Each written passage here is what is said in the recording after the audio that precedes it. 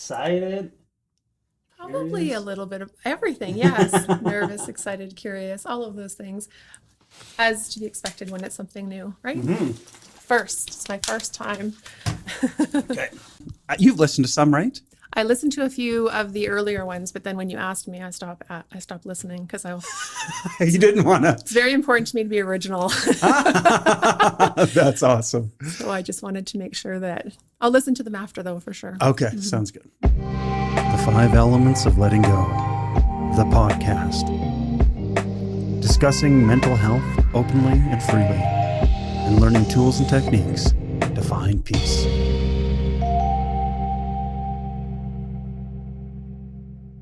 Welcome, everyone, to the 5 Elements of Letting Go. I'm Dr. Jared McCollum. My guest today is Lisa. And Lisa, I know how to pronounce that name, but I want you to pronounce it so it's just right, because I've messed a few last names. Oh. Yeah. Kawalauskas. Kawalauskas. Okay. So I just put a little bit more emphasis on the wrong spots. Okay. So I've known you for, 10 years? I think so. It's been a long time. Yeah. Yeah. You first met Chris, Yes. I think. Yes. And then we became friends through that connection. Yeah. Yeah. And of course, you've been helping us out with our paperwork at the clinic for many years. Hands in many pots. Yeah. So not only are you an excellent bookkeeper, but you are a life coach. I am. Sage Life Coaching. Okay. We'll put a link below. So after listening to Lisa, you're going to be like, oh my goodness, I need to sit down with this lady and she's going to help me plan my life or figure things out. That would be nice. I love to do that. Yeah. You're very good at it. You're just, people are going to learn this after just chatting with you. You're a fantastic person. And so are you. I was thinking about you today and like how generous you are with your time, with your resources. I remember when I first was taking my coach training, you had offered me a space while I was still in training if I wanted to use your intake room to see clients and stuff. And even just setting all of this up, just of your own free will and generosity. It's, I wanted to just acknowledge how generous you are. You always have been since I met you. Oh, thank you. Yeah. Well, I'm sure there's always alternative motives behind everything I do, but I'm grateful that's how people see it. Yeah. I myself, I must admit, I really enjoy doing this. Yeah. One thing, again, we talk a lot about everyone else, but I'll drop something because someone the other day said, you don't talk enough about yourself in those. But one thing for me is I've never been a real people person. Especially when I was younger. I grew up in a family with 7+ kids because we always had at least one foster kid in the home. And so you're always fighting, for that. And I was much different than my siblings. They're all happy to be, the Mormon and do everything right. And I just always fought and struggled with it. I do know that about you. Yeah. So I didn't quite fit in that way. And throughout my whole life, it was always, Jared, don't say that. Jared, shut up. Jared, why are you doing that? Just when I was just being who I was. Yeah. And so that I don't know. I just never, I was okay with my close friends, but I was never good at making friends and just conversation wise. So I kind of look at this as another opportunity for me to, expand my skill set and get better at communicating with people and making friends. And, it took me 40 years. Right. But I've been having a blast. Yeah. I've met some fantastic, most of the people that have been on this podcast, I know a bit. Some of them have been acquaintances that I've kind of known here and there. Of course, some of them I've known for over 10 years. Madison, Madison Krebs, I knew her since she was I think she first came to see me when she was before she was a teenager. Mackenzie downstairs, who works in our clinic. I saw her when she was 8 years old in the clinic as a patient. So, some of these people I've seen for a long time, but, and they've gotten to see you grow if you've known them for that long. Yeah. I've gotten to see you grow in 10 years, right? Yeah. I'm maybe by the time I'm 70, I'll grow up. I don't think you ever will. I'm Nor do about we 50. want you to. I'm about 50 years behind everyone, but that's okay. No. I'll get there eventually. Yeah. But it's a great thing to grow into ourselves, right? It takes lots of us 40 plus years, right? To finally just figure out, who am I, right? Well, yeah. And I think there's two parts to it. It's, kind of, because I think we put on masks to make everyone happy. Definitely do. Or, trying to make everyone happy, trying to fit in. Yeah. And then, so you get to a point where you're like, I'm fucking tired of wearing this mask. It doesn't fit, doesn't look good, doesn't feel good. Yeah, I'm ready to accept who I am. What everyone told me who I'm not supposed to be is actually what makes me happy, and embracing my true self and kind of doing that. Because I think that fight, when you're fighting who you are, it creates a lot of anger and asthma, and it puts you distance between people. And I think once you finally accept that, then it helps you kind of then actually grow, because you're spending so much time fighting, you can't really grow. You're trying you have to come to a point in your life where you accept who you are, and you're willing to possibly risk loss, right? Mm-hmm. Loss of relationships. That's why we usually put on those masks in the first place. It's because we have a perceived sense that we're going to lose connection with somebody if we don't act a certain way, right? Yeah. So you have to come to a point in your life where you are willing to just say, okay, I'd rather be alone, right, than be wearing this mask anymore. Yeah. And that's a real awakening, I think, in everybody's life. And it takes some, different steps to get there. Yeah. Because it feels good and it hurts at the same time. Yeah. That transition period. And then it just feels good because you're yourself, right? Mm-hmm. Yeah. I think that hard transition is so difficult for a lot of patients because they're people in general. Because a lot of those relationships you have to let go of are family. Yes. And of course, we've been, it's been pounded in our head over the years that, it's family. You always have to stick around and be and love your family. Yeah. And I tell patients all the time, I don't agree with that. Right. Because you can choose your own family. And if your family is harmful or too judgmental or holds you back or whatever it is, you have a choice. You do. You can tell them, you can be in my life under these, stipulations on what makes me comfortable and what works for me. And if that doesn't work for you, then we don't have to spend time together. It's true. And, I kind of had to go through that with my parents, and I think we have a better relationship than we've had in a long time. Mm-hmm. But I'm still working on some siblings. Mm-hmm. Some I'm not too worried about. I'm like, whatever. Yeah. This is where you have a great circle of friends too, right? Who become family in Okotoks. And, do you have any family in town? I have two brothers in Calgary. In Calgary, okay. And one, he's my youngest brother. And we had a falling out for a couple of years. And what brought us back together was our mutual enemy of my mother. Not like full on enemy, but you know what I mean? Yeah. Just things weren't going. Both of us were kind of annoyed with her trying to fix things. And that eventually got us to kind of work it out on our own. Your mother might have planned that. Mothers are quite smart. Yeah, I could totally see that. And then I have another brother. His spouse is very introverted. And so they don't, I hardly ever see them. Like if I want to see them, I have to set something up. Yeah. And so we did that for a number of years. I'd see them once or twice a year. And the last time I saw her was almost 2 years ago. It'll be 2 years ago this December that I've seen my brother and his wife. And it's just they're pregnant, having a baby. I don't think and I think she had the baby. Was it? It was before COVID. It was over a year ago. And no one was allowed to visit for like a year or even see this baby other than pictures.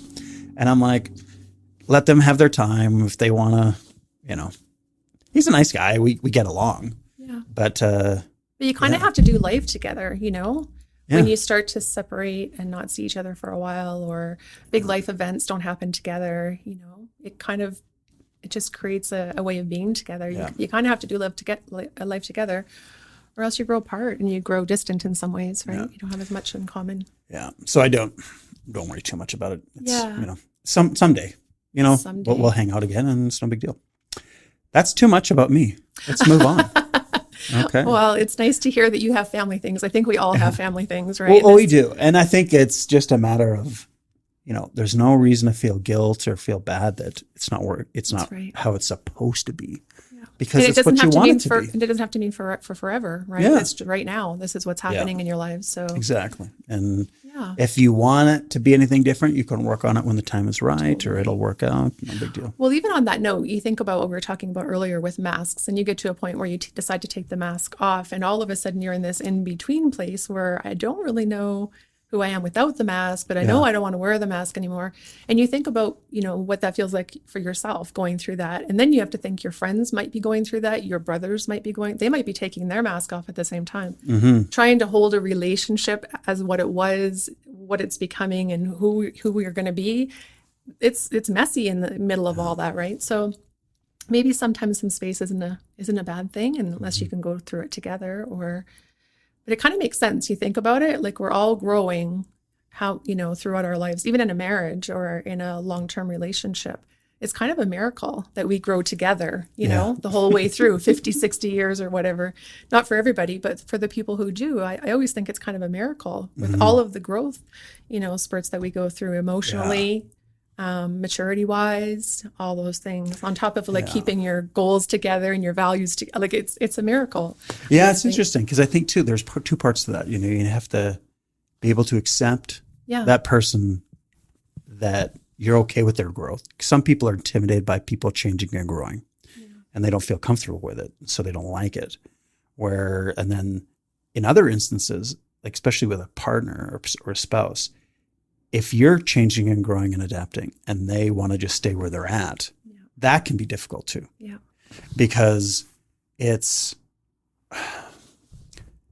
again, they feel intimidated or left behind, or, hey, I like things the way they were. If you change, that means I have to change. That I have to change, and I don't want to change. Yeah. All kinds of stuff like that. And you just don't have anything in common anymore if you start growing apart to that degree. Yeah.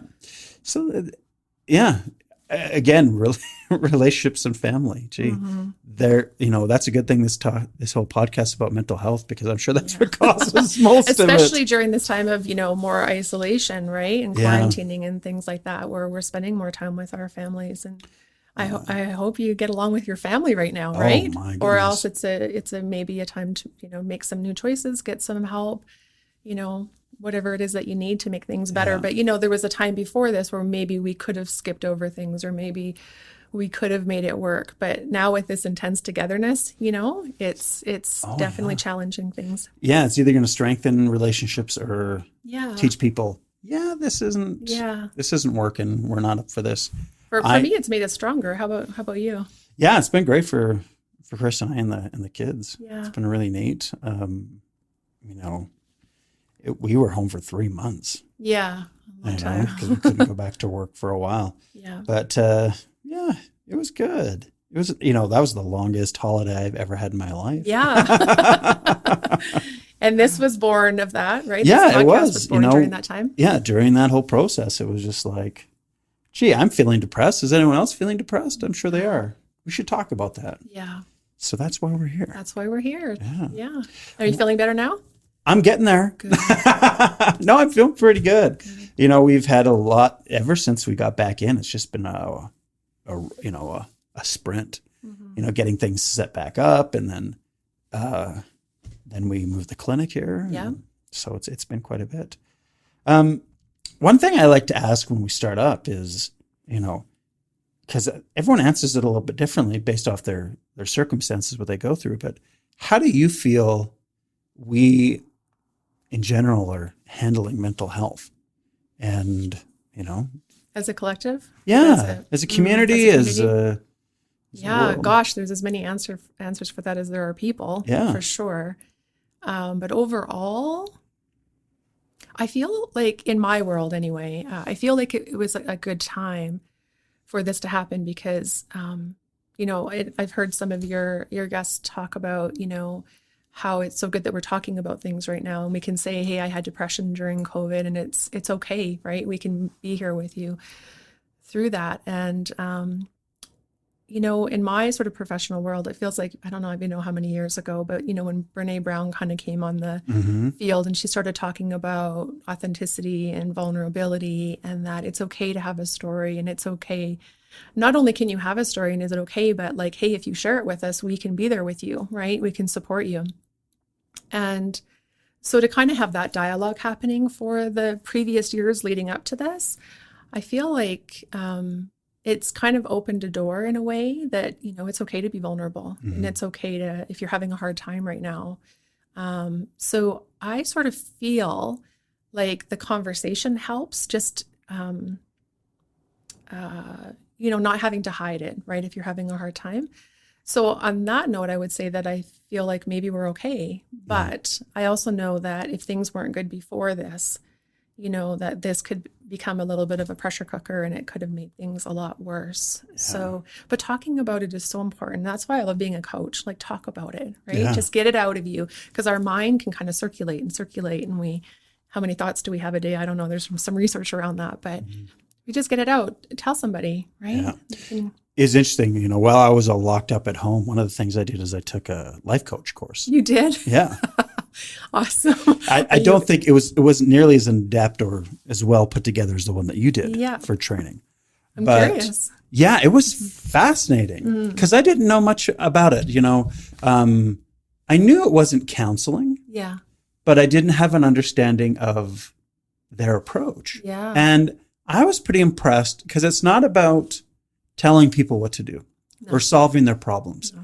It's getting them talking about it and kind of guide them through that decision-making process. What is really important to you? How do you think you can accomplish that? It's using questions and listening to help someone solve their own problems. And connect them to that master, that leader within themselves, that they know how to solve their own problems. Yeah. They've just disconnected, or they've forgotten, or they're not quite clear, right? Yeah. And to me, that's brilliant. Right? Because I think too often as caregivers and therapists and, healers, we want to solve everyone's problems. Yeah. And that only works as long as they continue to see us. Right. And I think lasting change and real powerful change has to happen with you. Like you, the individual has to figure that out. And it's almost like, that thing where like, if you want a man to do something, you have to make it his idea. And it's not, you're not manipulating that way in life coaching, but it's this idea of like, if you really want to change and you have to get that spark, that path and make that decision yourself, because then you'll actually do it. Right. And you'll do it and it'll feel good because it's really you. Like I can give you the best advice for me, right? But that's not what lights you up. Yeah. So it's finding out what works for you, and then it's sustainable. You can actually keep it going and your life feels good. And, who wants to give advice like that anyway and have that responsibility? I want you to own your own life, right? Yeah. So there's power in that, to empower you to know that you can create these things, right? Create your own world, basically. Yeah. So I love that. What else did you learn? What else did you learn? I didn't know this. I'm all excited now. Yeah, I can't believe I ever told you about this. But it was, I did it in like a month because I'm there all the time, right? Yeah. It was all online. Yeah. But just going through just the concepts and questioning and supports and just all of that. Because I'm it's definitely tools that, I already use in the clinic, but to kind of, get a stronger arsenal and understanding and tools to really apply it, because, I don't spend a whole lot of time talking to my patients. I don't have that, an hour to do it, but which I think we should get together on that one day. Yeah. Yeah. Okay. Because wouldn't that be great? I mean, you think about it, if you, like I've sent people to you before where, they needed to get their systems in balance before we could move anywhere, right? Because they were stuck for a reason. Exactly. And same with you, that you might have people that come in for the same things over and over again. Well, they've got those beliefs, lifestyle patterns, thoughts, whatever it is that keeps anchoring those systems in your body. So anyways, maybe one day. But we totally should, it's a because good fit. The thing, and again, I always I teach it in my course. Yeah. And I talk to patients about we have to fix the hardware of your computer first. Yeah. And then we can work on the software. Mm-hmm. And, so the hardware is so the body's imbalanced, the chi is really high and your body's just buzzing. You're just humming in life and you can't settle, you can't focus, you can't really accomplish anything. And then with the acupuncture and everything, it just kind of dials things down, takes out that excess, kind of gets them grounded. Now, if you tell someone whose hardware is really, balanced and, just going crazy. Okay, well, and I've heard this and, other people, comment to me about this when they're dealing with mental health issues or stress or anxiety. And someone's like, well, just think positively. Right. Just do this or do that. And when you just tell people what to do when they're suffering and they're really imbalanced, it's incredibly cruel. It's really not honoring where they're at in that moment. No, yeah. And they can't really get there. Yeah. So I look at it as my role is to help them, fix the hardware. And I say, once your hardware's fixed out, once things are balanced, and you can see that, then we know, okay, now we got to rewrite your software because it's the way you're perceiving the world. It's the way you've been taught to deal with anxiety by parents or, just the way you've been raised or how you deal with your depression, how you view the world. You need to rewrite that and change that. Yeah. And I think, your skill set and life coaching, that's that next step. Absolutely. Of, okay, how can you write your software? That's right. Let's help you figure out what's really important. Mm-hmm. What's your core values and the things that really make you happy? How can we rewrite and set up your life around that? That's right. Yeah. So to me, that's, we're going to have to set you up here. You're going to have to spend a little more time.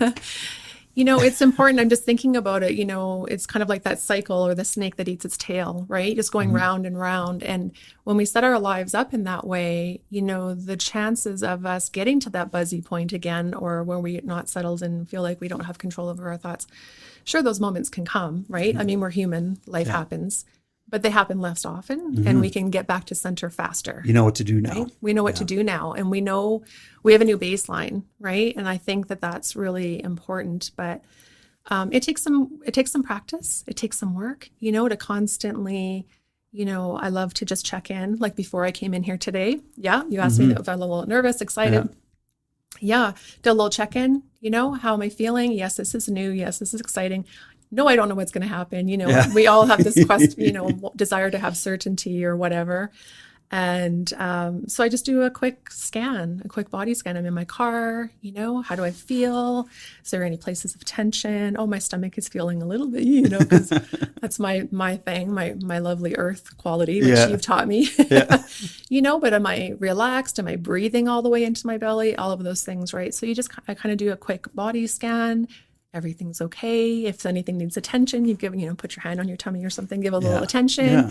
Everything's all right. Okay, let's go do this, right? Yeah. It's all good. Oh, Jared's awesome. He's going to take good care of you, right? And you just kind of go with it. But it's like those things take practice, and they create, the more we do them, the more we create neural pathways in our brain, the more that's our first place to look, because we remember, that's what I do when this is feeling like that, or or when I'm feeling uncentered or buzzy or whatever that is, right? Yeah. So having those tools, and the more we ground that in, and the more we live our own authentic life, the less sort of upset we have. And it doesn't, like I said earlier, it doesn't protect anything. Life happens. We're all going to have different experiences, but for the most part, if we take really good care of ourselves in these ways, I like to be really proactive. Even just thinking about your basic needs. Have I had enough sleep, right? Am I drinking enough? Am I hydrated? Am I eating well? And then your basic emotional needs of, belonging and connection and authenticity, they're all basic needs. So if we can meet all of those, we can face life from a much different and much more empowered place than if we're empty and uncertain and uncentered and unsure, right? Yeah. It's really interesting. Like a friend forwarded me an article today from Psychology Today. Yeah. And it was about some research done by a number of anthropologists. And approaching depression and anxiety from the point of view of an anthropologist. Yeah. And what they discovered through the research, and of course they use their own research, they use research through psychology and psychiatry and everything. And what they basically the thesis of the paper was a lot of the depression and anxiety and issues that we have, it's not a result of chemical imbalances or our body, missing something. It's a direct result of our modern living. Yeah. And how disconnected we are from the earth, from ourselves, from each other. From like tight-knit communities and all of these things. And one thing that they said, interesting, like a lot of our symptoms it's a PTSD response to how stressful this modern world is. Yeah. And that we had millions of years of evolution and, written in our DNA that, we rely on, tribe and connection and community and, faith and all those things to help us be balanced. Yeah. And within the last, 1,000, 2,000 years, that's been ripped away from us. And particularly in the last 200 years. Mm-hmm. And, it was saying with like ADHD, they don't think it's a medical problem. It's those were those in the tribe or in the communities, like that, those ADHD is a skill set for hunting and, fighting or whatever. And just being those that are always, ready in the moment, get it very creative, do those things. Yeah. And so it's not that this is a disorder that has come up that we need to fix. It has always been there. And we're trying to fit these people into a society and a set of thinking that does not fit how they've evolved to succeed in this previous culture. So and again, there's other great books like Johann Hari has one about the 7 things that cause depression, and none of them are chemical. I'm not saying that there isn't chemical imbalances out there, but that doesn't fix the big problem. It may help, but still the big issue is, do we feel like we have meaning in our community? Do we feel the job we do every day matters and has a result to it? Do we have connections in our community? Do we, have some kind of faith or connection to the greater whole? Mm-hmm. All of these things that we've kind of put off to the side because we're so busy making money and doing impressing what we think everybody. We're supposed to do, right? Yeah. To fit into this world that we live in. Yeah. So I just think that stuff is fascinating. Yeah. See, it's, maybe it's not you. Maybe it's this bigger picture and how things are set up. Like we've noticed as we've been able to take that time away from the world in COVID, you're like, oh, maybe I don't have to do that. I don't really need this. I don't, and I loved it. Those things were important. Yeah. That part of it, I loved it. I know you had talked a bit about the extroverts and the introverts and, I can kind of thrive in that area. So, because I'm a little bit of both. I love people and I'm also quite happy, lots of times. So, it's interesting what you're saying. And, if people are in their element or if there's a place for them, right? That sense of belonging rather than trying to ask people to conform. Yeah. How can we make this world for everybody, right? Mm-hmm. We all get to be different. Yeah. Yeah. And honor that.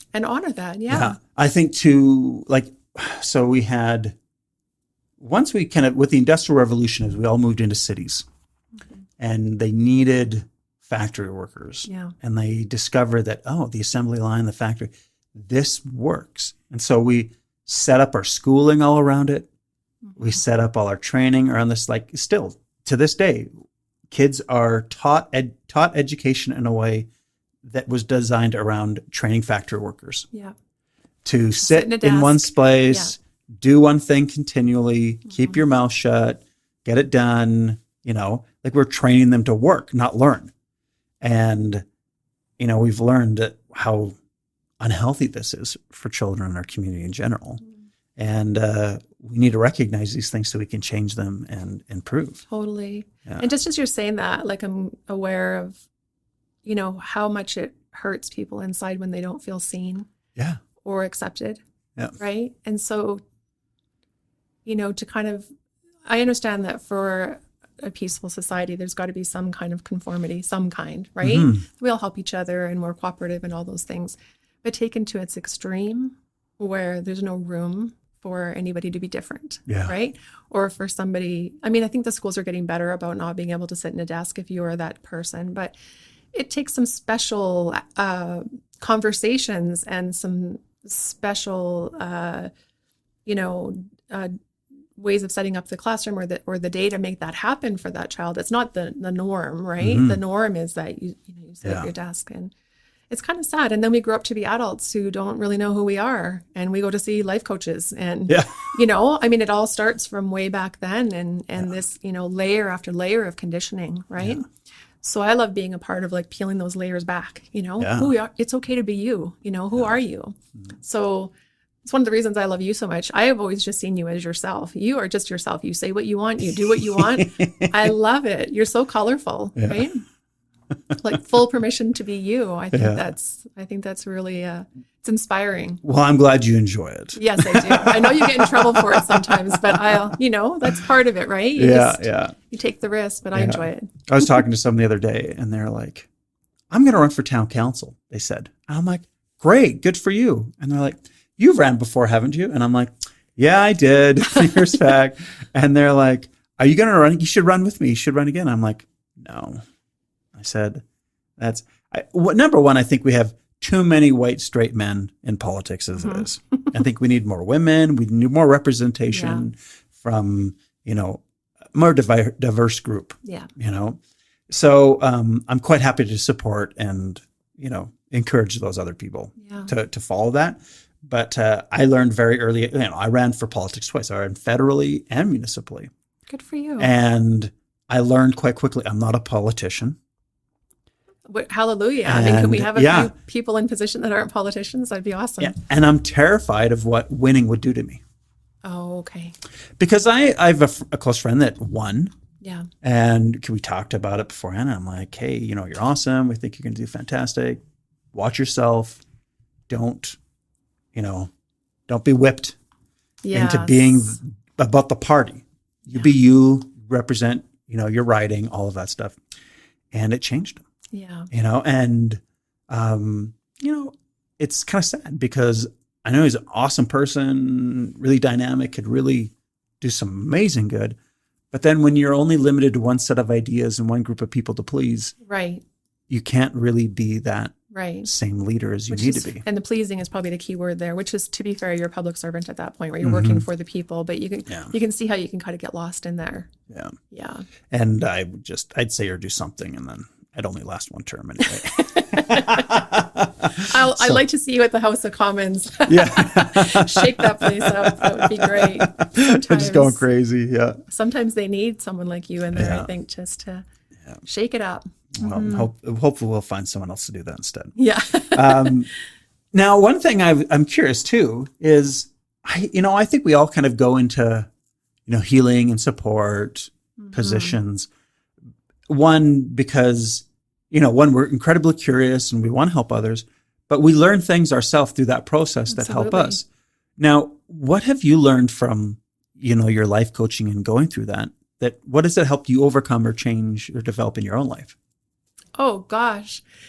So many things. That's a big, big, big question. Well, first of all, I think that I had my own struggles with anxiety prior to even knowing that there was such a thing as a life coach. And I think that going through those types of things, having your own experience with it, leaves you with a certain skill set, a certain level of compassion and understanding. It's not something you just learn from a book. You actually know what that feels like. Those are generally the people who kind of go into these professions anyway. They're probably the people that actually need to coach themselves, right? And then I always found that when I was studying acupuncture, like 70% of the students were there to heal themselves. Absolutely. That's where it starts. 70% of them aren't practicing now. Yeah. But you know what I mean? Like there's this, when you go into something like that just to fix yourself or focus on that, and then your secondary is like, okay, I can help some people. I think you kind of get stuck in that place. You obviously have made that transition, to get into that place to help. But I'm sorry, I interrupted. I want you to just continue. And I think it's important that you do your own work first. I mean, lots of people get into it thinking, oh, I'm going to help Jared, right? You got to help you first, and then you go help Jared, right? Because then you can lift others up. Yes. Yeah. You have a greater capacity to sit with people. If I hadn't worked through my own anxiety, and you're sitting here as my client and you start talking to me about anxiety, and that then triggers my anxiety. Well, I'm no help to you, right? Exactly. So I'm here sitting here in self-management. And so in order to really be here and hold a container for us to do this work together, I have to have done the work first. And that's what I love about my training. It was quite intensive. And the curriculum in the beginning is all you, right? You learn the modality, you learn the skill set through doing it with yourself first, right? That's brilliant. Yeah. Let's heal you so you can actually be a life coach. Excellent. Exactly. Yeah. Exactly. And then you can take that out into the world and help others. And from a real, authentic place. Like I really, the anxiety piece, of course, that's, my experience. So I understand that. And, you can take that level of compassion and understanding about how the body might work or the reactions that your body might have.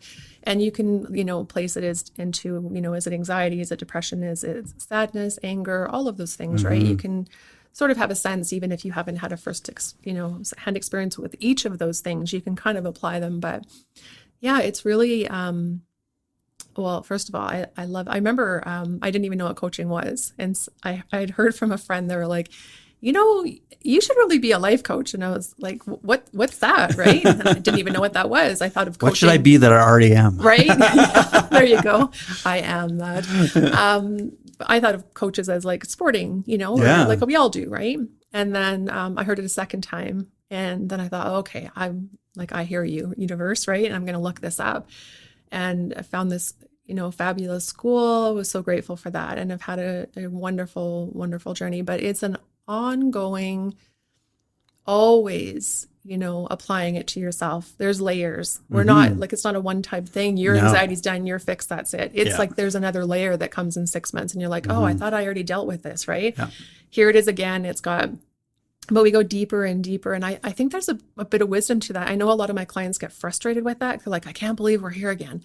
Yeah. But I always think that there's a bit of wisdom. I think our body only releases what it can at a time. Right? I totally agree with that. Yeah. I see it all the time in the clinic. Yeah. Yeah. Yeah. There's an intelligence to the process, right? Yeah. And so our mind might want something now and I don't want to do that anymore. I thought I graduated or fixed that or whatever, but really, it's like our body saying, okay, now it's time for the next part, right? You're safe here. Our nervous system can handle this. Let's release the next part, right? I think there's like the layers to it because so originally, so I'll have a patient come in and we'll, let's say it's something physical. We fix that physical thing and then something else comes up. Yeah. And they're like, what is going on? Why is this? I'm like, your body, you've ignored it. You've been just beating it up for decades. And now it's healing and going through this. So we cleared up that one thing. Now it's just like, okay, this is the next thing you haven't dealt with that's been here for a while. Let's fix this. Yeah. And of course, I'll see it with mental health issues too, because they'll come in and we'll clear that up. And they're going to be like, and now that they're balanced and strong, their subconscious is like, all right, now you're ready. Yeah. Okay. So now that time you were sexually abused that you buried and didn't talk about, I'm going to remind you of it now. Right. I want you to heal this and take care of this now because you're in a balanced state. You have support now. You're in a healing, path. Now it's time to bring up all this shit and deal with it. Your adrenal glands can handle it. I mean, that's a big thing, right? Yeah. So there's a certain wisdom and intelligence to it. And I always love to think about it in that way because it feels, rather than just sort of being something that happens to us, there's actually, it's a purposeful process. Yeah. And we just, and there's something really beautiful about that. You sort of feel held in a way or taken care of in a way that from some sense of, or some place that maybe we can't even name, right? But there's something about that we're being taken care of and that things happen when they happen and the steps happen when they happen, right? Yeah. Because we can handle it much more. If you're a person who's been through a lot in your life, whether we want to call it trauma or not, just experiences, you think about trying to, address all of those at one time, right? Yeah. You wouldn't be able to do anything else right? in life. And it could quickly put you into overwhelm, right? Yeah. So we get little bits and pieces at a time. We get, to kind of work through it, integrate it into our life, learn how to be with that new thing. And then something else comes, right? And that's just the way it goes. So, some of the people that I work with, they end up coming back, as I'm sure they do for you. And eventually what I love when people come to me and they say, the other day you were in my head, this and this was happening, and I heard you, and you were saying this and that. And now it's like, that's awesome. You're coaching yourself. That's perfect. That's what I want. I would love to educate people in that way so that when things happen, they're asking themselves the right questions. They're putting their attention in places that will help them, right? Yeah. And they're spending the energy in really positive, like that, putting money into the bank or withdrawing it as far as energy, or, they're making deposits at that point, right? And then they're much better able to handle their life and the big things that might come up. So, and to me, that's really important, because I think it's wise, I think it's good to have a coach or a guide for a time, and maybe another time, and but the goal is that you're going to do life, right? Yourself at some point. This is just a help for a moment. And I love to work from that space. Yeah. So there's education, and the education in this case is really they're learning about themselves, right? Yeah. There's some tools that we can hand out and stuff like that, but really it has to resonate deeply with them. They've got to, if you find your own tool, that's awesome, right? Something that really works for you. So I think there's not enough kind of that deep understanding of the subconscious, those pictures of icebergs where there's like the peak on top and then this big, like 80% of it or more is below. Yeah. That's our subconscious. There's 80% of our brain, 80% of our memory and our experiences and everything we've read and everything we've gone through. It's in there. Yep. It's in your head. Now, if you want to access all of that, if you want to get connected and help it heal you and help you go through that, you have to listen. You have to listen. And you don't get that unless you ponder and meditate and listen and get through that. And the thing is, I've been reading a lot of interesting books on like digital minimalism and other things. And one of the things that just hit me, and it showed up in 3 books in the last month that I read on it, that we continually fill our ears and our senses with other people's thoughts. I know. So from when we get up, we're listening to the radio or music. We're got a podcast on. This one's okay. Listen to this one as much as you want. But but it's so you're watching a video or watching TV or you're reading a book, and you're constantly getting everyone else's ideas, bombarded on you all day long, on Facebook, on Instagram or whatever. But you're not listening to your subconscious. And you're not understanding what it needs and what it's trying to say to you. This problem that you're trying to solve listening to this audiobook or by taking this course or listening to this watching this YouTube video, whatever. I know what you need to do. You've had enough. You've read enough. You've done enough. I just need you to stop and listen so I can help you overcome this. And which is generally the very thing that people don't want to do. Exactly. That's exactly where I come in when they don't want to do that. But see, that's what where coaching or other things helps you it encourages you to sit with your own mind and figure it out. And okay, well, no, that doesn't resonate with me. Why doesn't it feel right? Well, because my subconscious is telling me, we've tried that or it doesn't work for me. I don't like it. Yeah. Try this or, come up with this idea. Like I remember teaching a meditation class over 10, 15 years ago. And at the end of the lesson, we're always talking about being in the moment and connecting with the moment, listening to that subconscious. And there's a lady in the back of the room. It's like 30, 40 people in the room. And she's in the back of the room and she's bawling, just bawling. And everyone kind of, leaves at the end of the class. And she looks really rough. I go over and I'm like, what's going on? Are you okay? And she's like, what if the moment is shitty and it's just terrible? Why do I want to be in that moment? And I'm like, well, number one, you're not in the moment if you're thinking about all these shitty things and all that, because that's another time. Right. Your mind is in that time. Right.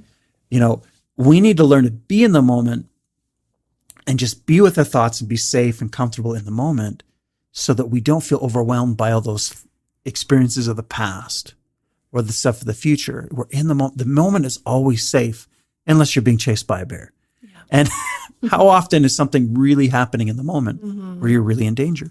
So when we meditate, when people get quiet and they go inward, all this stuff comes up and they get scared. And it makes them uncomfortable because all that trauma, all those experience, all that trouble kind of comes to their forefront. And that's why they fear often meditation or kind of dealing with these issues, because it brings back those memories. And it's just like, but you're not in the moment when you're doing that. Yeah. And I don't think it's the memories that they fear. It's the feelings. Yes. The feelings that they're, and you've read Dr. Gabor Mate's stuff. You've even met him and listened to some of his stuff. Yeah. So I've taken his compassionate inquiry course as well. Yeah. And again, I've mentioned him on the podcast before, but he's a physician in Vancouver, works in the East Van with all the addicts and all the difficulties. Yeah. And the thing that he noticed is that like 98% of all the people who suffer from addiction have trauma. Yeah. And so whether it's sexual or mental or physical trauma, and they're hiding from those feelings, they don't want to feel. So whether it's drugs or alcohol or whatever it is, takes that away. Yeah. So they don't have to feel it. But that's, again, when we talk in my course, The 5 Elements to Letting Go, it's all about you don't have to feel it. You just have to let it go. And you got to understand what you have to do with that emotion to be able to let it go. Yeah. And it's interesting because sometimes we hold on to those things and we hold on to the fear of those things because our experience of it is we couldn't handle it. Yeah. And that's the truth. In that moment, the moment that it was happening, we couldn't handle it. That's why it's not fully processed. That's why we're still holding on to it. Yeah. But that's not who we are today. And I feel it's very wise when we feel ready and we feel like we can handle it. We've got a new skill set. We've got new tools. We've got meditation or checking in. We've got all of these things. We've got supports, acupuncture, life coaching, all of these things, therapists. We've got all these supports around us that are available that when we feel ready, we can revisit it from who we are today, because we are not that same person in that moment that couldn't handle that thing, right? And I think that that's really wise to assess your own life in that way and decide when it's time, because I know we think we can never deal with these things and we think we can just kind of keep it down there and everything's okay. But the truth is that it always leaks out of us in some way, always. It limits our choices. It limits what we'll say yes to and no to in our lives.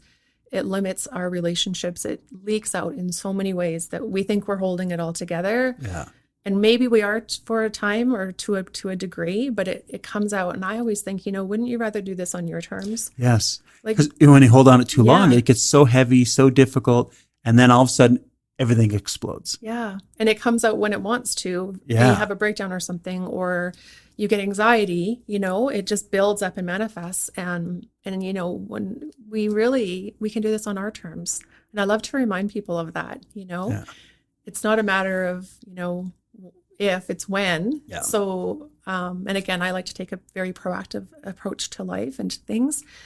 And, we have so much help. I guess, we don't have to live with these things. And how would it feel, to live your life, free, free? Those things are heavy, right?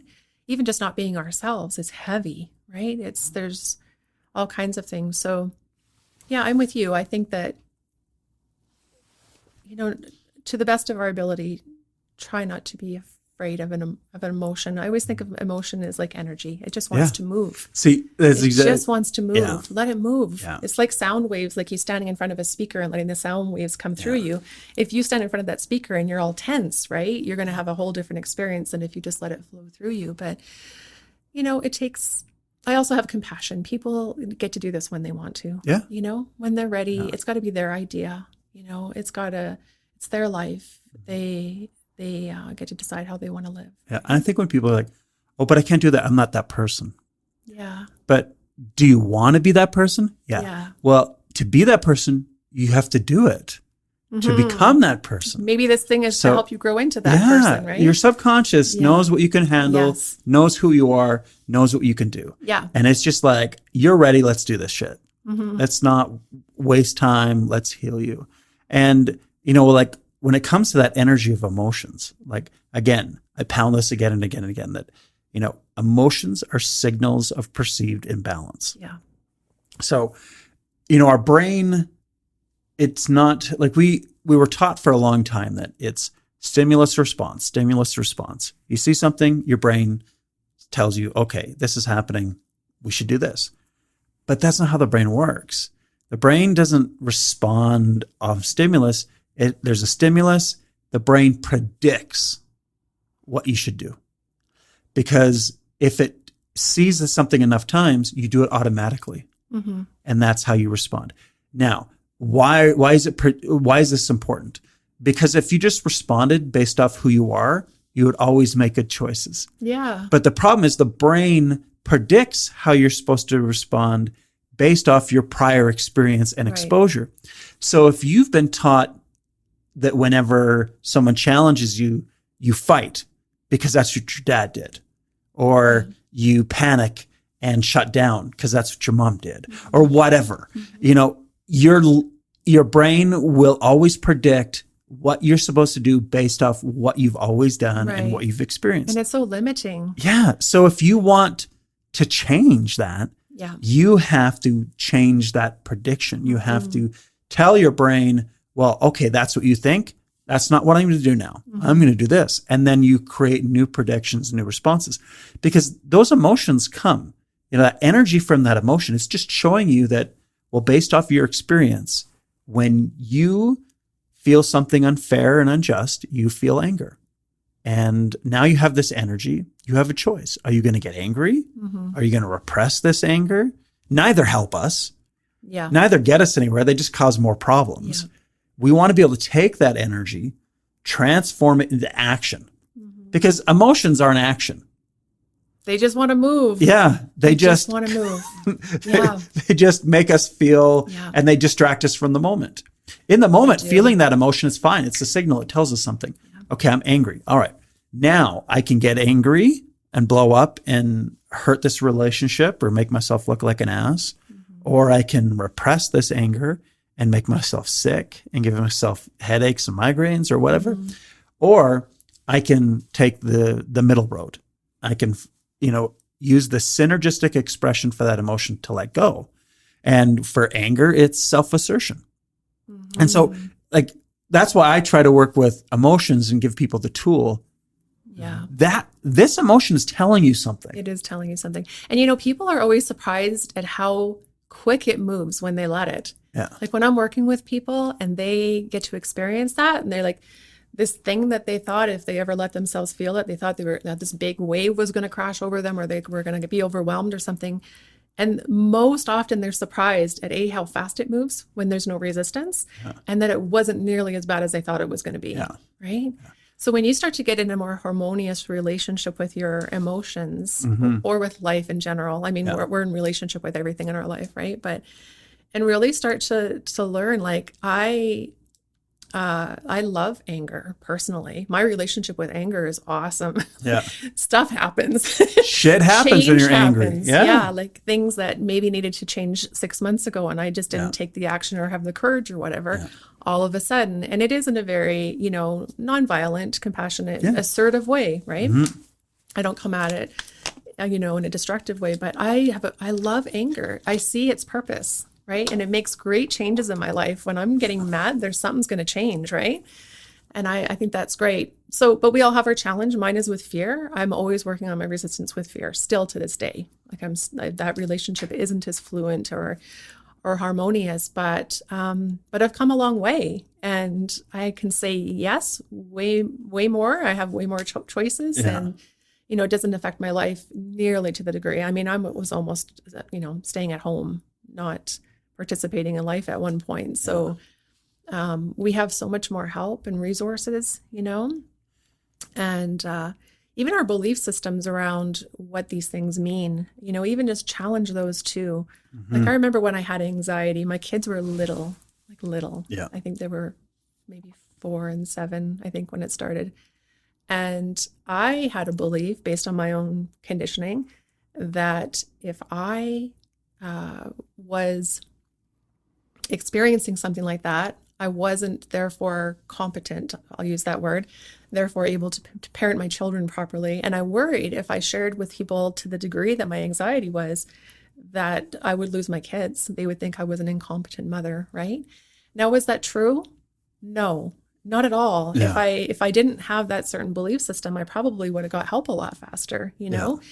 So we really have to challenge these things, our thoughts about our emotions themselves, and our thoughts about our emotions and our beliefs around all of these things are all like this big loop that goes around and around and around, and it doesn't work for us, right? It's not helping us in any way. So I think it's important to confront these areas of our life and to somehow muster up the courage, you know, and you know, find the strength to face that sadness, you know. Do it with somebody so you're not alone if you need to. And, you know, just see what it really feels like, not what your imagination thinks it's going to feel like, you know? Yeah. Or see what it feels like this time. Maybe it's going to be different. Yeah. But even just getting started, like you said, you know, like, you know, you've been going on this journey dealing with your fear, and you're like, hey, I've overcome so much, but I still recognize and I can still do this. And, you know, for all those people out there suffering and, you know, struggling. Yeah. It's just like, just get started. Just get started. Because it is going to take your whole life. You're never going to figure this out. No one becomes Buddha. No one has all the answers. You know, we can't be Mr. Rogers. Like, that's the only perfect person I know that's ever lived. Mr. Rogers. Yeah. Like, if I could choose my Buddha, it would be Mr. Rogers. Yeah. I just adore that man. And, you know, just, you know, with all of us, it's about, what do I want to let go of? Yeah. You know, because it's, again, in Taoism, which is a big part of Chinese medicine, you know, and when we're talking about healing, it's for you to receive anything in your life, to heal, to change your emotions, to become that person you want to be or closer, you know, you have to let go of something to make space for that. It's kind of like your clothes closet, right? Yes. If you want that fancy new suit or whatever it is, you've got to make room for that. And so you've got to find something that is old and messed up. It doesn't serve you anymore. That just doesn't. And isn't you anymore. Yes. Because and again, that's something I want people to continually remember. You are not the you were when you were a child. Right. You are not the you that you were when you were a teenager. You are not the you were when you were a young adult. Like, you have continually changed. And to think that, oh, well, I've always been this. Right. That's bullshit. Or I'll always be this way. Yes. If you want to be, that's cool. That's groovy. Yeah. You're making a choice by saying that rather than be like, oh, because like, seriously, I want everyone that's listening tonight to really sit down and think about this. How, you know, have I always been the same? No. Yeah. You know, kind of think about that. Maybe write down that. Look, well, this is who I was when I was a kid. This is who I was when I was a teenager. This is who I was. And you will continue to change and develop and grow. And that gives you hope because it shows that, wow, I'm a different person than I ever was. Yeah. And I'm going to be something completely different later on. Yeah. I can change. I can, you know, evolve and let go of this stuff. I just have to start. Yeah. You know, because like I am a totally different person than I was when I was younger. I was a fucking asshole. And all the stages in your life, you become a father, you're a different person. You become a husband, you're a different person. You know, you become whatever your career is, you're a different person. And I think, you know, we're here to grow, right? We're here to grow. So nature teaches us in all different ways about how to let go. The trees, you know, they're falling right now where we live, right? They're letting go and they're knowing it's time, you know? And it's okay. It's okay to let go, especially if it's not you anymore. Why would we want to hold on to that? You know? Yeah. Oh, that's so cool.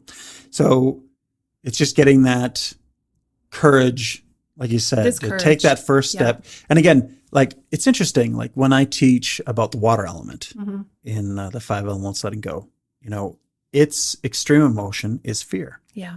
And fear is always caused by shock, uncertainty, you know, all of this stuff it's sudden. And it's just like, what do I do? What do I do?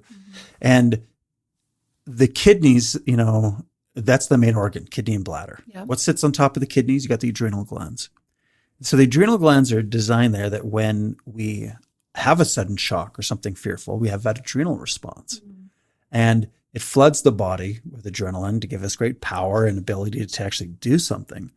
But the thing is, we have to act with that energy to make change. And when we think like the synergistic expression for fear is courage. The only way to let go of fear is to act courageously. Right. And when we don't do anything with that fear, we become paralyzed in it. We become paranoid. Like the yang response is paranoia. The yin response is, just to shut down and freeze. And any courageous act that has ever happened in the world, in history, was always preceded by fear and resulted in courage. And so if you want to be your own hero, if you want to, be the hero in your story, you have to act. You have to take that and just think of that, all of these emotions, they're fuel for action. Yeah, they're messengers. Yeah. So they teach you what's happening, how you're interpreting the situation. Now take that fuel, take that energy and act. Right. It's giving you that energy and power to make that change. If you just sit there, you're just going to make yourself sick. Yeah. And, to be fair, that might be your skills in this moment, right? That might be it. These are undigested, unprocessed things that keep revisiting, going, hey, I'm still here. You've forgotten about me. Yeah. Hey, this anger thing. Remember, you're still mad about that because we haven't fully gone through that thing, right? Yeah. But, to recognize where you are and what you need, like if you want to learn a new skill set, find the people who can help you with that next thing. If your choice is to work through this or to have a different relationship or to, feel different in your own life, just to feel good, right? If you just want to be happy, just that simple little word happy isn't so simple, right? There's a lot of pieces that go into making a happy life. And, just ask for what you need, I think. And that's courage too. A lot of people have a hard time asking for help. Yeah. I can't tell you how many people I work with. I always say, how did you hear of me? And, most often they've been circling around me for 3, 4, 5, 6 months, waiting to have the courage or to be ready to ask for help or to say, I'm ready for this. And that's fair. Like, that's cool. You have to be ready to show up for this kind of work, right? So that's totally fair. But it does take some courage. And but just, I guess what I would want people to know is that how. Like, you might not know how in your mind right now. Yeah. Innately, how. You might need a guide for a moment. Yeah. But it's all in there. You haven't been made defective, and you don't have the possibility to change. We all do. We all do. That old thing about an old dog can't learn new tricks or something, that's just BS. It's not true. It's been proven over and over that we can change, the pathways in our mind. But I would just, it's a courageous act. It's a radical act to be yourself, right? Yeah. It does take courage, but doesn't courage, like that root word core, isn't that from the heart? Yeah. Right? Yeah. So how do the kidneys and the heart work together in Chinese medicine, right? To create action and to create the flow in your body that allows you to move and not be frozen, right? Yeah.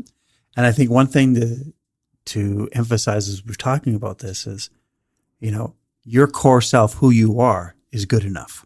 Totally. It's more than enough. Currently, you are amazing and good enough. Yes. You just got to let go of all those the trauma and the thoughts and the actions that are holding you back from really being who you are. It's true. And I think we, especially with self-help, there's this obsession with self-help to have this picture of who I'm supposed to be and to work for years trying to be this person doing all these things. Oh gosh. When that doesn't get you anywhere. It's letting go of all those things to embrace who you are, because who you are, like, people want the authentic, real, vulnerable you. They don't want this, Instagram fake person that they can't relate to. Because sure, we look at that stuff and think, like, it depends on where your mindset is. Like, when I see that stuff on Instagram, I'm like, ugh. That's judging me a little bit here, but I'm just like I respect people who are true to themselves and vulnerable and open. Yeah. Because then I know they accept themselves, so they're going to accept me. Yeah. Yes. Now, if someone is, oh no, I want to be this person, this is amazing, this is what I'm going towards, then I look at them as like, okay, well, they're not complete because they're always trying to find this. And they're not going to accept me because I'm not striving or trying to be those things too. I don't know. That's how I see it from my point of view. Well, and there's some truth in there. And I think the saddest part of that is, if this wasn't on Instagram, if this was, in someone in your world, is that you really would never know each other. Mm-hmm. Unless we're real with each other, no one will really know you. Yeah. And that's, that human, the basic human needs to be seen and to be heard. Well, how can people see us if we're not comfortable showing who we are? And I understand that, it takes some time to get there. We've got a lot of layers and conditioning from when we're kids and stuff. But if you're a person who really wants real, authentic connection in your world, we have to show up that way first. Yeah. And that's, doing that work on ourselves. And it's so important. It's not easy, but it's important. Yeah. One of the, Kenneth Cohen wrote a book on, I don't know if he wrote one on Qigong that's beautiful, but he also did one on Native American healing. His wife is, she Cree? I can't remember, but he's basically an anthropologist that studied all these things. He's an acupuncturist, Qigong, and he does a lot of Native American healing. And one of the things he talks about regularly in his book is how the Native Americans see everything as medicine. Mm-hmm. And when someone is depressed or feeling off emotionally, their first course of treatment is song and dance and connection with the community, because that's the medicine they need to heal. Because if you're feeling alone and separated and lost, because that treatment, then that medicine it's everyone in the community recognizing you're suffering. Yes. We love you. We accept you. Yeah. Let's all connect and share our energy and spend time together and express in this dance and this song and all of this. And they would have songs around those things that they would share. And then at the end, how could you not feel better after having a whole tribe, singing and dancing and telling you that they love you and support you? Yeah. And we need more of that. Yeah. I love that. And there's also something in there that the community goes through these things together. Yeah. That if you're not okay, we're not okay. Yeah. Right? As a whole kind of thing. We all need to help each other. Yeah. And that's really, really beautiful. I'd heard that before, when's the last time you sang? When's the last time you danced? When's the last time you told your story? Right? Yeah. Those types of things. So that full expression and acceptance of that, from being received from the other side. Yeah. It's so important. These things are so simple and so basic and so elemental. And yet, it's a universal. I think all of us at some point, kind of revisit these things. Yeah. And it's really, for me, just getting right back to basics. Mm-hmm. Because the basics are who you are, right? Yeah. and keeping it simple. If we're already overwhelmed, keep what we need to do to get us out of that overwhelm really simple, right? Yeah. Come back to your breath, right? Yeah. Come back to looking in someone's eyes, right? And listening to yourself. Yes. Yeah. I hope that this podcast is the medicine. Yes, I would love that. That we can share as a community. Yes. Let it be medicine. Because it's, we've been... Crazy story. Just the other day, I bought a new chair for the office. Mm-hmm. I like to buy used stuff. Yeah. So I found it on Facebook Marketplace, and I go in and I buy the chair. And the guy's like, I've seen you before. Are you a doctor here in town or something? And, and I'm like, yeah. Oh, yeah, I know I've seen you. And, listens to the podcast. He's, read some of the stuff about me in the paper and things like that. And he's like, oh, yeah, I know who you are. Yeah, that's cool. It's just, so I just hope these discussions give people the medicine they need. I love that. And, that's funny. And each one is going to be different because they're different people. And that's why I want your story. Mm-hmm. I want your experience, because you're going to resonate with someone and they're going to be like, wow, that's what I needed to hear today. Yeah. No, it's good. And it's funny that you use that word medicine, because I have my social media page on Facebook for my coaching. That's always my intention when I'm putting something out there, that they're little dosages of medicine. Yeah. That's what I think. May whoever needs this, may it reach them, right? Yeah. These little doses of medicine, little seeds, little things to think about, planting little ideas, and that they start to grow, right? Mm-hmm. and keep it really simple. And I appreciate you because, you asked me to do this twice. And I'll confess that I said no the first time. Yeah. And twofold. I'm not big on public speaking, even though this isn't like there's no audience here, but there still is an audience. Yeah. And there's a little bit of anxiety around that. And also, sometimes we're just too darn close to ourselves. And I thought, well, what would I share? Really? What would I share? I'm like, see, to me, it was just like, oh, frick, Lisa has so much to share. This would be amazing. Right? But I think, if I'm thinking that, because I know I have value, I know I've got a lot to say, and I'm also thinking, well, what would I share? Right? So we're sometimes just too darn close to ourselves to realize how, how valuable we are. Yeah.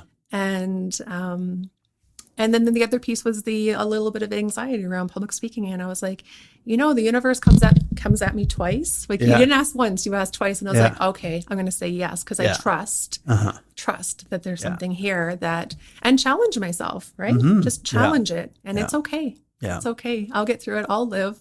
I'll go to my bed tonight and I'll sleep and it's all okay. Yeah. So it's important to kind of confront these things and to really, also acknowledge, I guess there's two parts to that, right? Acknowledging that you have something valuable to share, and we all have something valuable to share. Yeah. We all came with our own medicine. Exactly. And we all get to reap the rewards of that when we're courageous enough to show up, right? And have these conversations. Yeah. Yeah. Just a conversation on its own can be so healing. Totally. And it's like, that's what coaching is. It's a conversation. Yeah. Yeah, exactly. And, and again, if we are in our community and within our relationships, if we're listening, not only will we hear our subconscious telling us what we need, but we will recognize when those that we're close to and love need some medicine. Yeah. And we'll be like, hey, you got 5 minutes? Let's just chat. Yeah. I've noticed this about you. I'm concerned. It doesn't seem like you. What's going on? Or anything like that, any conversation starter to get people to share. And if we can, in some way model conversation that can heal and help people listen and understand each other, I'm all for that. Yeah. Because we need less division in our world and a little more connection and community. Right. And how do we do that? I always thought, the simplest way is to have a conversation or share a meal with somebody, just simple things that we can do to kind of bridge the gap. And, I guess it's important to know that there's so many people walking around not accepting themselves, that if we could just as a community just accept them who they are. At least create that container and that environment so that when they're ready, they feel held, and feel safe to be able to do that no matter what your story is. Yeah. Right? There's a level of vulnerability that's needed to come out in a certain way, right? Yeah. So it's great. I'm so glad that you're doing these conversations. Like you said, everyone's been different and they all have something to offer. And I really enjoyed, there was a few of them that I really enjoyed. One of them was Glenn. Yeah. Glenn Lynch. That conversation with Glenn Lynch. I don't know Glenn. I've not met him, but I've met his wife a few times, Diane. That conversation, I was listening to that while I was working one day, and that stirred something in me. Yeah. That conversation did. It reminded me of who I used to be, like when I was younger, and it reminded me what I was passionate about before. And sure, those things have kind of changed. I've grown and evolved and everything, but it brought me back to that place where I was just like, we can do better. We can do better. It's not like we don't know this is happening, right? Living with, different, we're all different. We're all different. And, just hearing Glenn's story and knowing that, this is still happening, which I guess it's not a surprise, but it's still hard to hear again, right? For those that haven't heard that one, Glenn is a very tall Black man. Yes. Who has incurred a ton of racism throughout his life. And what a beautiful spirit he is. And I'm so glad he came and talked to you, because I tell you, it stirred something in me. Yeah. And that's medicine, right? Yeah, I go out and I see the world in a different way, and I act differently, and I talk differently, and I accept differently, and I do all these different things. So it's important. Yeah. And thank you for doing this. Oh, you're welcome. If I could talk to every member of this community, I would love it. Maybe you will. Maybe I will. I'm going to be here for a while. Yeah. We just have to do a few every week. You have to make them 20 minutes. Yeah. But, there's going to be those that just aren't comfortable with it. But, hopefully for those that aren't, they'll listen and hear someone's that will touch them. Yeah. Absolutely. So for those listening, if you want a little daily dose of medicine, well, that's not a daily dose of medicine, but a regular dose of medicine, follow Save Life Coaching. Sage, yeah. On Sage, sorry. Yeah. Sage, and I will put a link and everything in below. Yeah, thanks. And I know Lisa does fantastic work. We've had a lot of our patients go through there. And, I think you're ready to make a change, give her a shout. Give it a try. I know you won't regret it, and it will really benefit your life. Yeah. Well, thank you so much. Thank you. This is beautiful, and I really enjoyed what you shared, and it's going to make somene's day. Thank you so much. Yeah, we can all make each other's day. Mm-hmm. Yeah, thanks. That should be our goal. I think, and again, this is why, Fred Rogers is one of my Mr. Rogers. He's in my echelon of godhood because he is, his thing was always about, I accept you for who you are. Kindness. And you're special and you're unique. And it's so simple. Yeah. It's kindergarten level. Yeah. It's so simple. And we don't need to compete with each other and, only like the people that are successful or famous. Everyone is special, everyone is lovely, and everyone has something in them that makes them incredible. Mm-hmm. And all you have to do is get to know them to get that out. And, and we all benefit from that. Yeah. So we'll leave everyone with that. Yes. Except all the colors of the world. Yeah, yes. Exactly. Yeah. Oh, well, thank you for your time. Thank you. This is a lot of fun. And I'm sure everyone's just going to love this one. Yeah. All right. Thank you for listening, everyone. We appreciate your time. And thank you again to Lisa. Mm-hmm. Thank you, Jay. Well, that was Lisa. What a fantastic interview. Lots of fun. She's a wonderful human being. And I have a lot of respect for Lisa. She has been through a lot individually and overcome a lot. And now she's using that strength that she's gained and the tools that she's developed to help others. And she's coached many of my patients, and they've found great success and support in working with her. And it's nice to, again, hear someone who has I always picture Lisa as very laid back and very caring, very loving, very supportive. And her approach, I'm sure, fits many people when they need support and coaching. I will admit that over a decade ago, when I started hearing about life coaching, I didn't have necessarily a very positive view on it. And that was more me for lack of understanding and the purpose behind it. I just thought it was a weekend course into trying to be a counselor. And that's not at all what it is. I've changed that opinion as I've researched it and learned it and seen how it's benefited people. I think with all of us, we need time to contemplate what we want in our lives and have a good grasp and understanding of what makes us happy and what are the things and the steps that really bring us joy. And when we spend all our time in other people's media and other people's ideas and lessons and teachings and constantly just beat our minds with media, we don't have time to sit and ponder on who we are and what makes us who we are and what brings us happiness and what makes us feel complete. And I see a life coach as someone who helps you kind of ponder and reveal that understanding to yourself. Our subconscious is great at that as well. But there's something about someone teaching you those steps. And, where I could see, like counseling and coaching is something that can benefit us throughout our lives. But just going through the experience once to understand that process and the questioning and the pondering that comes out of it to help us to understand more about who we are and where we want to be.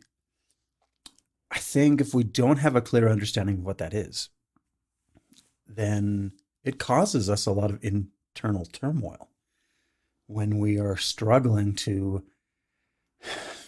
find our path. In my course, The 5 Elements of Letting Go, the whole first section is all about Taoism and finding our path. And when we know and realize our path, then we slide into that pattern of wu-wei, which is like this emptiness, nothingness. Now, what that means is that it's like we're flowing down the river and the river takes us, but that's our path. And it becomes a lot easier when we understand, what brings us peace and what fulfills us and what brings us joy. Because then we just follow that path and life can be pretty blissful.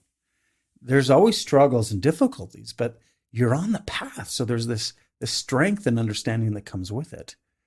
And when we are trying to walk someone else's path, or when we're seeking fame, or we're seeking power or money rather than ourselves and understanding ourselves, it can be really lonely, even when you achieve those things. So there's a term within Japanese culture called Ikigai. And it's about finding your path. It's about finding the thing that really brings you joy and doing it. And it could be so many different things. It could be anywhere from, I just love to care for children. I love to care for the elderly. I love to teach. I love whatever it might be, this thing that you do that just brings you joy.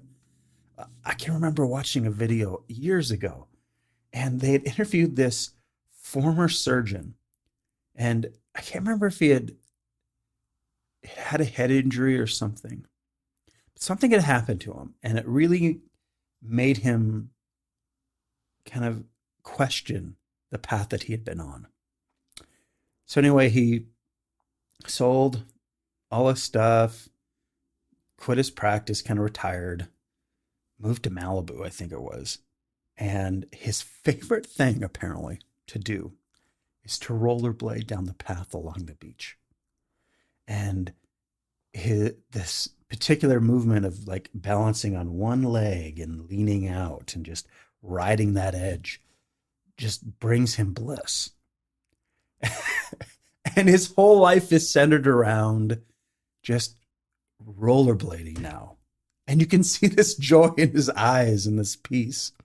And he's lucky that he had the financial income and he's retired and all of these things to live that life. But, what is that thing that just fills us with joy and gets us so excited to get up in the morning? You constantly hear people talking about find your passion, find your passion. Well, I think when we use the term passion, it makes it difficult for people to understand that and discover what that is.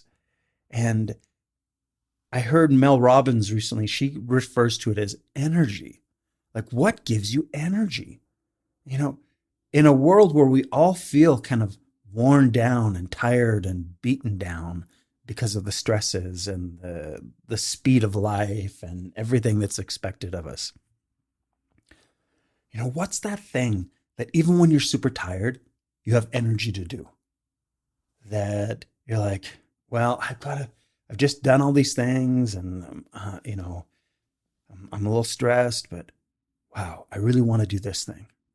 That thing, that practice, that sharing, that serving, whatever that thing is for you, like that's the thing that brings us energy and gets stuff done and brings us excitement and passion to our life. So I don't know what that is for you, but maybe, a life coach can help you find it. Meditation, pondering, just searching those things out. And we don't have to figure it out right away. We have a long time to figure that out. But it's all about that journey of discovering those things that bring you excitement. And if that's where you're putting your energy, to find that, to find peace, to,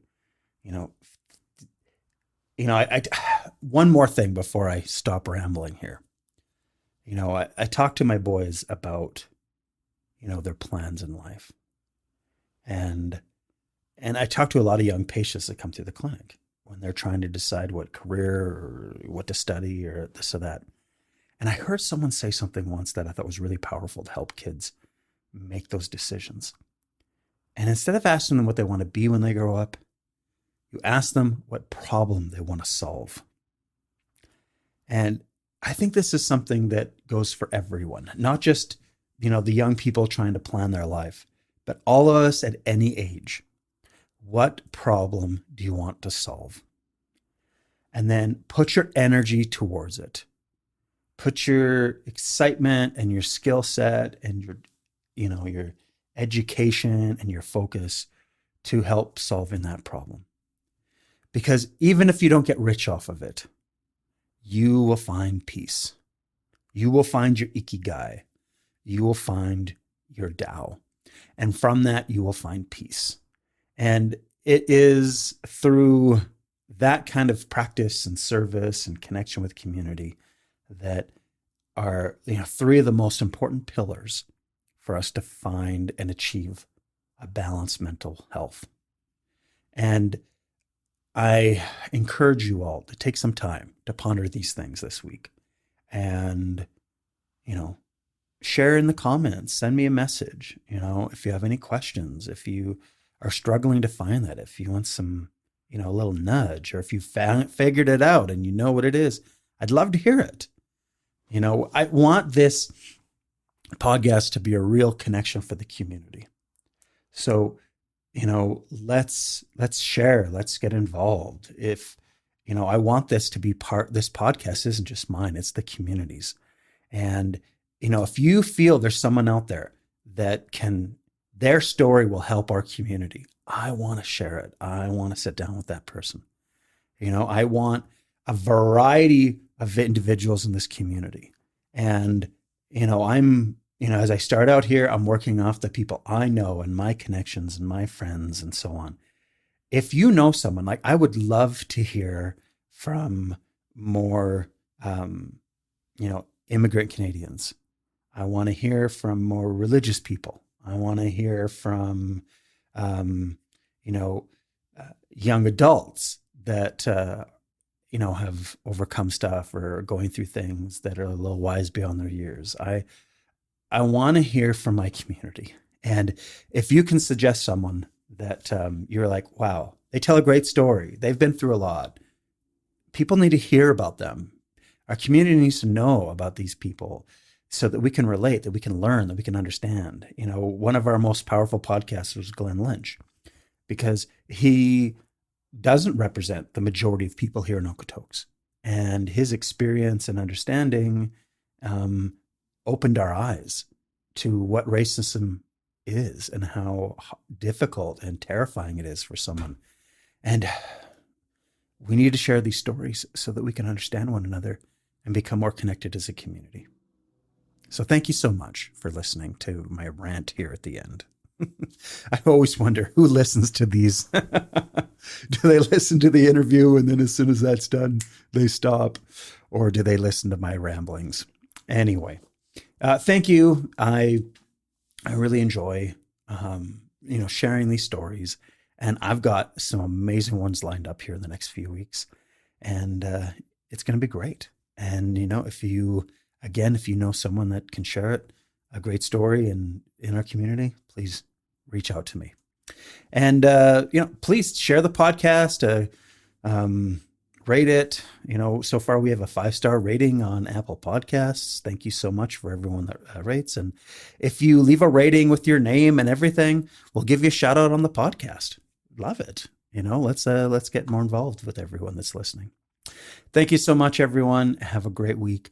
And, let's start it right. Thank you.